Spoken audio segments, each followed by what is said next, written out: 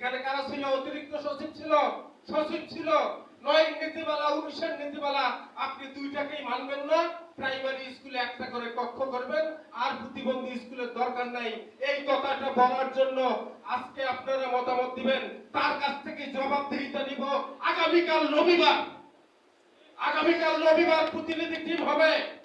এই প্রতিনিধি টিম রবি, সোম, মঙ্গল, বুধ সচিব এবং উপদেষ্টা জবাবদিহি না দেওয়া পর্যন্ত প্রয়োজন বোধে সচিবালয় থেকে আমরা এই টিমটা সরব না।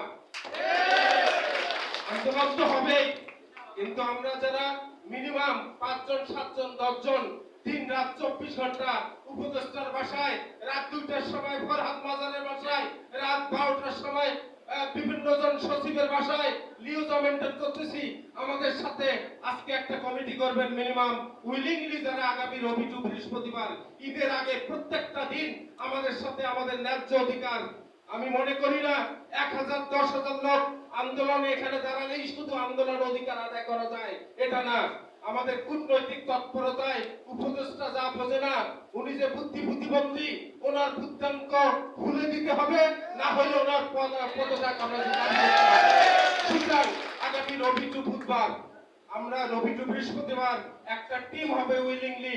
আপনারা ঢাকা থেকে যাবেন, সেটা হতে পারে 20, 30, 50 কিংবা 100। আমরা কি সচিবের কাছে যাব, সচিব বলবে কি চান, যে আপনারা বোঝেন না, আপনাদেরকে বোঝাতে আসছি। আর বুঝ মানবেন, আমাদের অধিকার নিয়ে এখনই কাজ করবেন, নয়তো আপনি সরে যাবেন। আপনার নামে আজকের যে আমরা মিটিং, এই মিটিং এর মিডিয়ার দ্বারা আমরা তাদেরকে জানাবো যে গোটা বাংলাদেশে এক হয়েছে 1772 স্কুলের আজকে যে 200+ নেতা এসেছে, এই 200+ নেতার ডাকে 1 লক্ষ লোক হওয়া সম্ভব কিনা। আপনারা যদি ডাকেন, আগামীতে একটা স্কুল আছে, এই স্কুলের প্রতিনিধি আসবে না, এরকম কোন স্কুল আমার মনে হয় আর বাংলাদেশে নেই। আজকে যে জাগরণ হয়েছে, এই জাগরণে আমাদের ন্যায্য অধিকার, আজকের যে ঘোষণা হবে আগামী দিনের আন্দোলনের, এই ডেটের সাথে যদি আমরা না পাই, আল্লাহর কসম এই সচিব এবং উপদেষ্টা আমাদের অধিকার না দিয়ে 1 ঘন্টা চেয়ারে বসে থাকতে পারবে না। এই আওয়াজটা আমরা আগামীকাল দেব। ভাইরা আমার, অনেক বলেছি, অনেককে দিছি, হাসতে পারিনি। আগামী কোরবানির ঈদটা আমাদের হাসি দিয়ে হতে হবে। না হলে আমরা যখন কাঁদি, প্রয়োজন মতে এমন কর্মসূচি নেওয়া হবে, আমরা জাতিকে কাঁদিয়ে ছাড়বো এই ঈদের দিন।